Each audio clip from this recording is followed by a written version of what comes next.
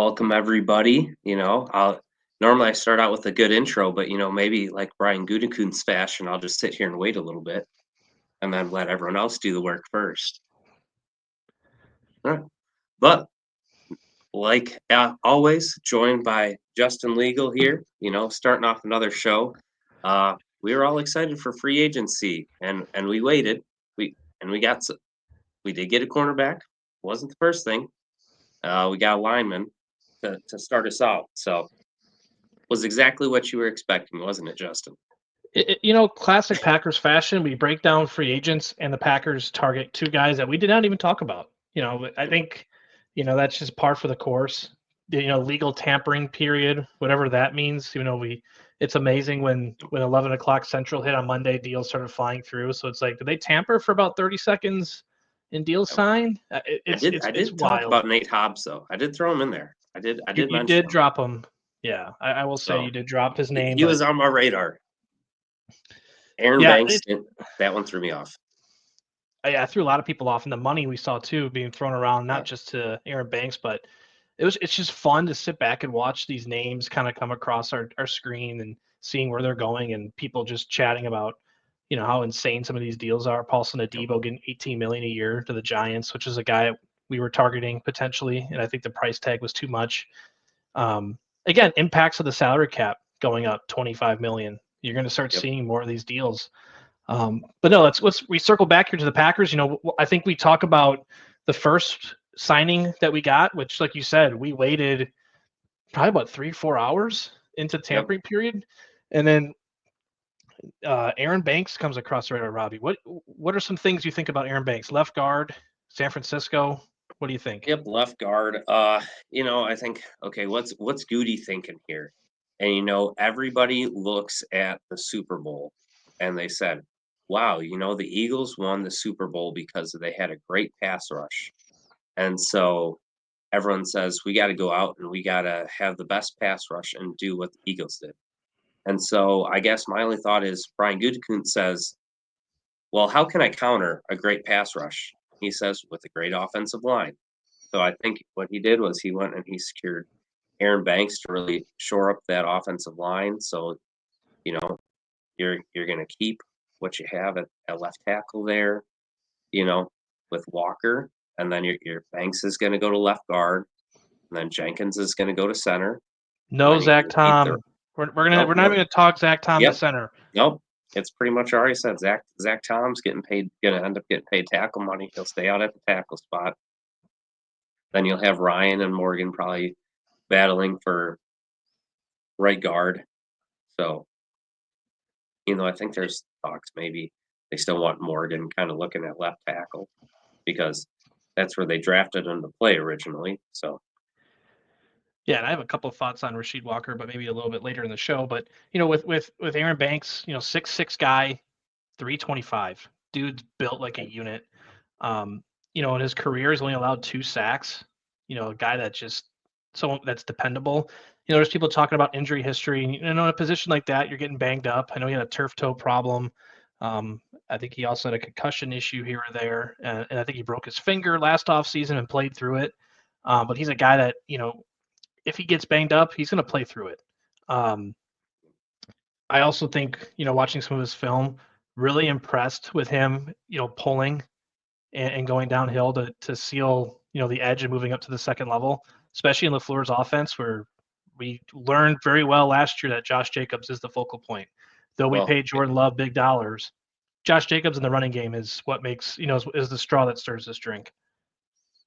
yep, no, 100% agree. And I think you also have to look at where he's coming from. He's coming from San Francisco, so he's coming from the Shanahan offense, which LaFleur is a student of. So I think it should be a good transition. So I mean, like, I don't think that you're going to look at the signing and not notice that he's coming from San Francisco. And I think that actually kind of brings me to, the next signing, which is Nate Hobbs. Nate Hobbs signing a 4-year deal for $48 million. 16 of that's guaranteed. But the connection there, Rich Bisaccia, you know, that, you got the Raider connection again. Josh Jacobs coming in. It's like, so I just think that that's a good move because clearly It's like, I don't think Bisaccia is gonna bring in a guy who, like, had a bad attitude. Like, if he had a bad attitude, I don't think he's been like, "We need to bring this guy in." I think he's got a good attitude, he'll probably be good for the room. It's like and I'm sure that LaFleur reached out, you know, to Shanahan, like, "Hey," it's like, "What do you think of this guy?" So I think the other thing too is they know about these guys, like, they're doing their research not just on how they play, but the personality and how they fit in the room. Yeah, I'm with you. And I think one thing to talk about too with both of these signings is the devil's in the details of the contracts. People are saying Aaron Banks, 4 years, 77 million. That's like, is it 19.5 million a year? That's a crazy number. Yep. Um, yeah, if you look at the APY of the deal, it sounds high, but only 16 million of that's guaranteed in the signing bonus. Yeah. And the way that these deals are structured for the Packers is usually about after 2 seasons, we can get away from these deals without much harm in the cap. So that if you notice, there was a lot of chatter about, in day one, multiple. If you look at the list of free agents signing, most of them are 2 or 3 year deals because these guys want another chance at back at the table. Hobbs and Banks signed both 4 year deals. Two of the 6 deals that were signed on day one were the Packers. And there was also talk about does that hinder us in our negotiating? Maybe, maybe some guys are turned off by that, other free agents, but I think it's, Russ Ball and Goody, sticking to a strategy. And it also shows that talented guys want to come play for Green Bay, even though maybe they can get a better contract elsewhere from a Yeah. structure standpoint. Well, I mean, Banks is probably one of the best guards out there that signed, but I definitely say it hurt us in the cornerback market because all those guys, it's like they signed maybe roughly around for the same amount, except for the 3 years, and it's like, to get that top talent, I think you got to be able to budge a little bit because yeah, looking at the guaranteed money, it's like the top guys they had a lot more guaranteed money.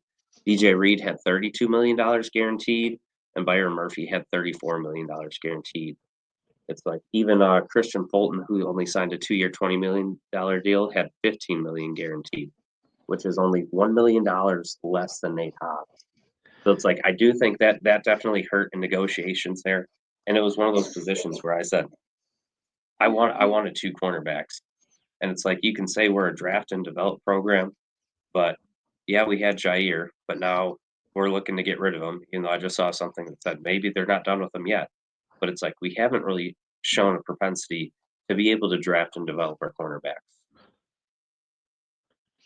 Yeah, and the other side of the coin too, and we talked about this in our free agency episode. It is a relatively weak class, right? So was Goody and Russ Ball willing to do a 3 year deal because they love a guy? I think a lot of these guys were solid, but maybe not top of the line guys like Josh Jacobs for the running back class last year, Xavier McKinney, who was regarded as the top safety, and people were shocked the Giants let him go. So I think that's also another factor into this year's Yeah, free agent class was like there was kind of that initial wave, like Josh Sweat was kind of that guy that was looked highly upon. Um, Honestly, I didn't even know Aaron Banks was available. That just shows you how under the yeah, radar it was. But and in the cornerback room, like there was a lot of guys we talked about: Paulson Adebo, Nate Hobbs, Christian Fulton. Byron Murphy was a guy I was really high on, which I think he was probably the top of the food chain in the cornerback room this year in the free agent market. But again, not a needle mover, not a guy that's like um, a tier one starter where you can see him being all pro or making a huge difference on the team. So I think that's another factor into this as well. yeah. No, absolutely. I'd say they were decent. I think, but maybe also they looked at it with Jair Alexander and said, yeah, he's getting paid more than all these guys, but now it's like he's really only $5 million more. It's like they're probably saying, "Hey, Jair Alexander, if healthy, is better than all these guys we think." And maybe that's what they went back to him and said. It's like, "Hey, we still think you're one of the best corners, so we're willing to keep paying you." With Well, with the what's increase in cap. well, I what's think he's interesting there around. too. Go Go ahead. ahead. I was gonna say what's interesting there too is Jair hasn't come out and publicly declared for a trade request. You've seen guys like Trey Henderson, Miles Garrett, who ended up staying with the Browns. That's a whole other topic for another day. But guys publicly going out asking for a trade. But Jair, shockingly, honestly, after all the negative kind of buzz around him, I would have thought for sure he would have came and said, "Thank you, Green Bay. I'm opening my options to be traded." But it's been very quiet on his side, which kind of creates that mystery of like, would he be willing to come back? Has that relationship been completely severed? Because I agree with you. I think it does open the door for a potential Jair return too. Yeah, no, even after he got suspended for the one game for being a captain when he wasn't a captain, uh, like LaFleur talked about how he had a great week in practice, and really, that like I will say, Green Bay does a good job keeping stuff under wraps up there, and just kind of being able to talk with their players because that was even Romeo Dobbs, pretty much the whole team mentality of like we don't talk about it, we're not letting the media know it, even if there is something going on inside. It's like we're going to keep it as a team, which I think ends up benefiting them pretty well. Whereas like Jerry Jones would have this all over, everyone would know exactly what's going on. Yeah, it's interesting, and we'll have to see what shakes out, right? There's a lot of talking, and I dropped Rasheed Walker's name, and I think that's a guy kind of from this Aaron Banks signing. If you look at the offensive line as a guy that might be on the trade block, the reason being is he's on a seventh round rookie deal, which is pennies, as a starting left tackle who's been solid. You dropped Jordan Morgan's name out there. We did draft him to be a left tackle. Can you move him out to left tackle this coming year with Banks at on the left side to kind of help anchor and keep that left side solid? And then you move Jenkins, and then you bring Sean Ryan as a right guard and Zach Thomas your right tackle. And that kind of makes Rasheed Walker the odd man out. And there's a lot of left tackle hungry teams out there where they would probably provide a second round pick or a third round pick for a guy like Rasheed Walker. I think that's a guy that some people are starting to throw out there as potential trade bait. And Goody did talk about in his presser about how he wants more draft capital for this year's draft. So that's a guy to look out for, in my opinion. Is Jordan Morgan ready to make that jump to left tackle? That's a big question, especially with the shoulder injury he had last year. He may not have the reps under his belt. So just another guy outside of Jair that we should be looking at as potential trade bait. I was gonna say your boy Zach Tom, he could move over to left maybe. They might think about it. Yeah, I'm okay with him going to left tackle. If I see him Yeah, as a if you see center, him at I'm center. gonna we'll just end this podcast. You'll never hear from me again because anyways, Going into a darkness retreat. right. That's yes. Speaking of that, I'm waiting to see where Aaron signs. Chatter with Yep. the Steelers. They made that big move with DK Metcalf. I that would be a fun. Too bad that Hard Knocks couldn't go to Pittsburgh this year. That'd be a fun one Yep. if Rodgers signed there. But But Daniel Jones left Minnesota, so there was talks that if Jones left Minnesota, Rodgers might go. Well, and I know we're a Packers podcast, but the Vikings are in our division. Yeah. I don't understand, and maybe I'm in the dark here, hence darkness retreat. They willingly let Sam Darnold lead the building through a 14-win season. Then they're putting their trust in a rookie quarterback that has played one preseason game or two when he hurt his Yeah. meniscus. Like, how are they so confident to let a guy that won 14 games for them walk out the door? Because those guys don't grow on trees, and he seems to fit well in Kevin O'Connell's system. Yeah. I'm kind of perplexed, and I'm as a Packer fan, I'm okay with it because I'm not as high on JJ McCarthy as maybe others, but I don't. I'm really puzzled by that. Oh, if he has a terrible year, you get better draft picks that you can surround him with. Maybe that's Yeah, the only thought I got. yeah. But yeah, So no, I would definitely want to keep a veteran around. Maybe that's what they wanted with Daniel Jones, but he's gone now too. So like I said, maybe that's why they go for Rodgers. But yeah, no, that's as far as we got for our two free agents. Is there anybody that like you really wanted that you didn't think the deal was terrible that ended up getting away? I don't know. We just saw Joey Bosa's name hit our ticker just before jumping on here. 1 year, 12.5 million. I really wanted to see Khalil Mack. We talked about him last episode, even though he did stay with the Chargers for 18 million, which I was a little surprised by that number. Honestly, no. I just there's not a guy that got signed where I'm licking my wounds on. It was a weaker class. The receiver class, I mean, Joshua Palmer. Did you see that deal he got with Cincinnati or with Buffalo? And he got like No. 12 million a year. Yeah. 3 years, 36 million. It's like I thought we could get him for 5, 6 maybe. Like that would be the type of number. Yeah.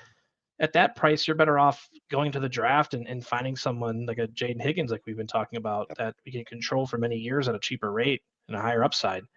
So I would say I wish we got somebody on the edge, Deo. I'm not even trying to pronounce his last name, signed with the Bears. The Yeah, Bears are very active. But yeah, not again, a guy that was kind of we were okay with him. I guess what about you? Is there anyone that yeah. you're just like disappointed Yeah, in like you we didn't said, get? the Joey Bosa one, I think, that those, like, 1 to 2-year contracts, I think those are the ones that, like, kind of annoy me. I liked Christian Fulton out of from the Chargers. He got a 2-year, $20 million deal, and I didn't think that'd be bad, but like you said, all of a sudden you look at it, it's like $10 million a year, 15 guaranteed. It's like, I know the Packers wanna get out of stuff, but, like, take these shorter deals and see what you can get done. I think sometimes just bringing in a veteran presence. I know it's like we're all happy to have this young team, but it's like bring somebody in from a different culture every once in a while, switch things up. It's like it's good to have a good young core that all grew up together, but also then you get this group think and you don't have this outside personality. And like even like Josh Jacobs and Xavier McKinney, I think it was McKinney that was like, I'm not used to yeah, it was McKinney. I'm not used to, getting into the playoffs this early and not having to think about it, and the one guy shouts out, "Welcome to the Packers." It's a good thing, but sometimes you just get this, "Oh, well, we just always go to the playoffs." It's expected. Sometimes you gotta bring in the guys who that doesn't always happen for to kinda change the mentality and be like, "No, this is great, like, I'm glad to work here." And it's so that's what I'd be looking for. Yeah, that was the biggest one for me. Chase Young, that one hurt just because. Going back to the Saints, so it kinda makes sense when guys go back to their teams. And I don't know how the Saints are finding the money to sign Chase Young and Tyrann Mathieu and Yeah, Justin Reed. I think they were so under the cap, and then I'm curious to see how they yeah. restructure contracts to make that work. But I was surprised to see Chase Young sign that deal. There's gonna be a lot of dead money somewhere, all moved out. It's just gonna keep following them. Yeah, and I would say, if we transition to guys that are still out there, obviously that first wave has hit, the big, Yeah. the coffers were open, and now these are, I guess we can call them second or third tier guys. Is there any guys that are out there that you're, thinking the Packers should look at and get a good deal on? I kinda like, Slim Farrell, the guy who was drafted by Oakland. And it's like, he had a decent pass rush still, run grade wasn't that great for PFF, but still a younger guy, and I think if you can kinda bring him in just for pass rushing downs, I think that would be good, just as far as, like, pass rushing specialists, just somebody who can create pressure on the quarterback. Yeah, and in that same theme, Dante Fowler Jr. is still out there. Played with Oof, played with the Commanders last year, 10 and a half sacks. oof, And I think Packer fans, look, when Robbie and I are bringing up names, we are not saying these are 3 down players. We're not saying yeah, they should be out there because there's a reason why these guys are sitting there. But a guy like Dante Fowler Jr., you put him out there on 3rd and 6 and longer on an obvious pass down, and let him pin his ears and go to the quarterback because he and on can some do good it. That's teams too. Yeah, and he's been around. And to your point, like he just went on a command. He was just on a Commanders team that was at the NFC Championship game this year. He was a high draft pick with Jacksonville many moons ago, but he's still 30. Like, and we're not saying to sign these guys to Yeah. 3, 4 year deals. Give Yeah, them like we're not one saying year. that 30 is old, okay? Well, that too. Yeah, We're both preach. 30, so, like, it's not that old. We still got some Right, gas in the tank. right. And maybe the car needs to start a little longer in winter for him to warm up, but that's fine. That's fine. But it's like sign him to a 1 year deal that's incentivized for sack counts. Sign him to an $8 million base, and then he can earn up to 12. And if he gets 10 plus sacks, give him the 12 million. He's done his job. I mean, remember, Rashawn Gary was our Yep, leading sack guy last year at 7.5 sacks, and he got like 4 of them in one game against Tennessee's terrible offensive line. I want to say yep, that was the game. So it's like I think as Packer fans we fall in love with this like draft and develop, draft and develop. Let's get a guy we can mold. It's like, yeah, that's yep, good. We should do that. But like when we're in a position where we are now, we're coming into the 2025 season, we're in a win now scenario, whether you like it or not. The Super Bowl window is open. Bring in yep, guys to supplement the youth, not to take over the youth, but supplement. So Dante Fowler, you mentioned Colin Farrell. There's Asante Samuel Jr. who's out there, who's been yep, around in the league and a good defensive back. Like plug in some of these guys that can be, you know, they can perform, on third down or some specialized situations and be a mentor in the locker room. There's a win-win in this situation, in my opinion. Yep. Am I off base, Robbie? No, I absolutely am. And like, I think that even like some of these younger guys, I don't know if I haven't seen too many of guys like this out there. But like the flyer guys, like Chase Young last year, he signed a 1 year deal. It's like, go for the younger guys that are like 26. Don't give them the 4 or 5 year contract. Give them the 1 year contract and let them play in a good system, get name recognition, and then move on their way.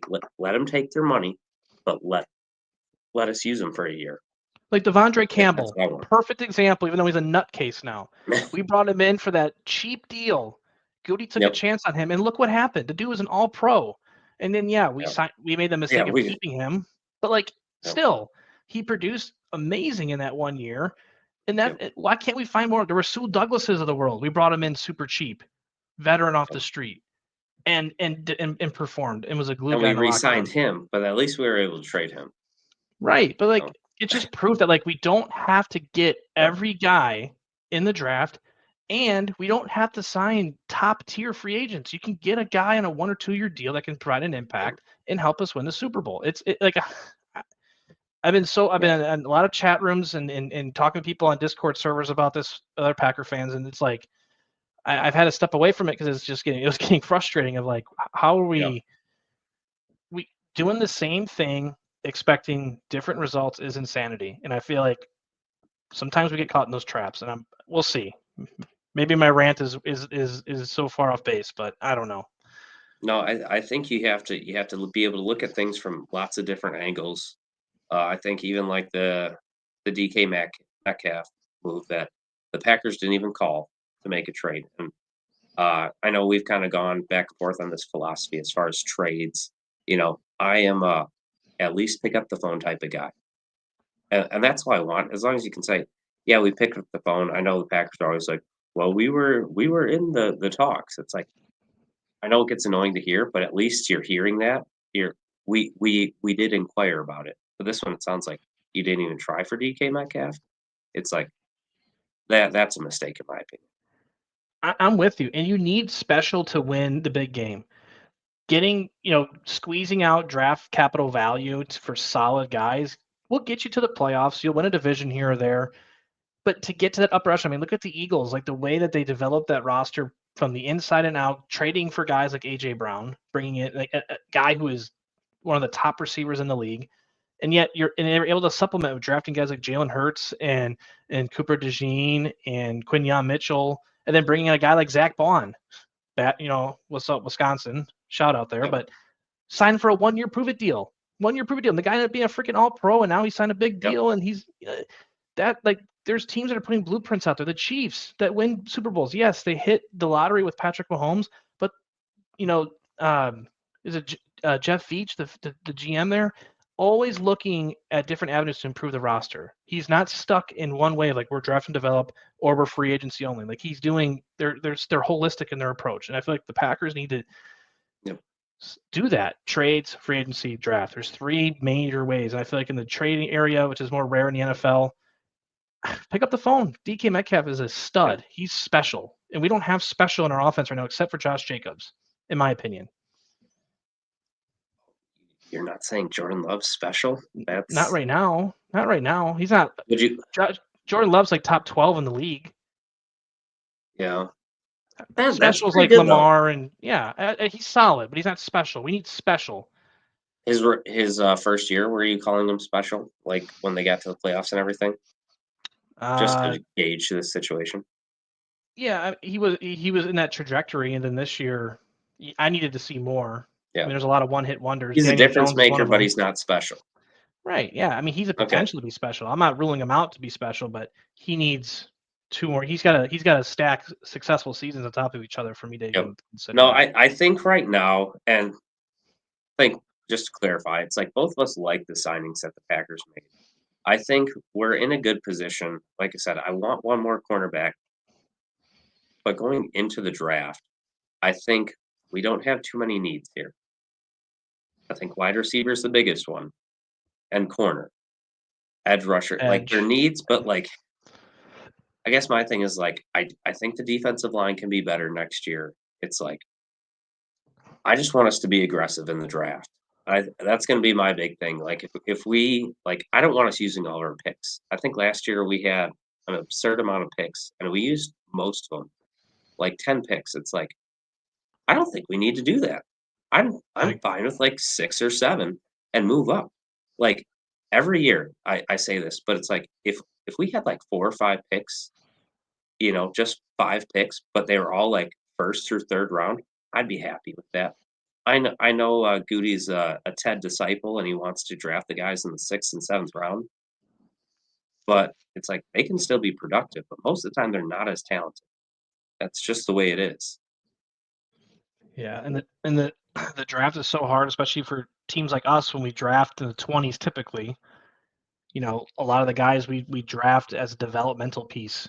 They have the crazy RAS scores are athletic. They're athletic freaks, as Goody likes to call them. Those are great and all, but like at some point you gotta we I'm with you, especially in the skill position room. I mean, how many receivers do we passed up on over the years because we want to focus on another aspect of the roster? And Yeah, I think this is the year um, to do that. Like we have a solid foundation in place. It's time to move and be aggressive. I'm yeah. 100% with you. Yeah, we need to get the talent positions early in the draft. I mean, if I were to ask you last year who our top 2 receivers were at least to start the year, everyone would have said Christian Watson and Jaden Reed. What do they have in common? They're second round picks. It's so you invested in that. So I don't know why you don't see that and decide you need to continue to invest in that. Just doesn't make sense. But then And, and I we'll invest early on cornerbacks and they're terrible. So Yeah, and I think, and I don't know if he'll ever do this, but if I'm Goody right now, my number one priority is giving Jordan Love every potential tool to be successful. Let Jeff Hafley cook with those how many 13 first round picks that we have on the oh defensive side of the ball? yeah, He's got guys like we did in the safety room last year when you drafted Evan Williams, Javon Bullard, Katana Ladapo. You just influx the safety room. I want that for the receiver position. I know it'll never happen, but it's like I would say the first 3 rounds you pick a receiver. Jordan Love, I gave you 3 top targets in the yeah, draft that we identified. Let there be competition in the room. Maybe a guy like Dontavian Wicks, who has some real competition in a room with like a yeah, Jaden Higgins, let's say, maybe steps up his game. I don't know, but like try and inject that room as much talent and yeah, see what happens. Try something different. It's yeah, okay. Like we're so focused on that stigma of like draft and develop. We wear our khakis in the building. We're so proper and we walk a straight line. Like, yeah. yeah, it's great, but like I don't know. Yeah, no, like, we'll end on this, but it's like I said, the receivers at the beginning of the year, they had this celebration, they're paper chasing, and, like, I want the competition, like, if you wanna go chase paper, it's like, you better earn it because we're gonna bring in competition, and you're either getting cash or you're gonna get your walking papers is what you're gonna get, especially with all the drops that some of them are having. So, like, that's where I'm ending, you know, thank you to everybody for tuning in. Make sure to hit that like button, subscribe, comment, because right now, I don't know why this episode got me mad because I started out and I was happy. I was like, We're "These fired aren't up. too We're bad." fired up. But, it's getting into that free agency draft period. Just gotta get excited. Like, we just want what's best for the team, and we'll see if the next episode gets us as heated as this one. So, tune in next time. Thanks everyone for listening.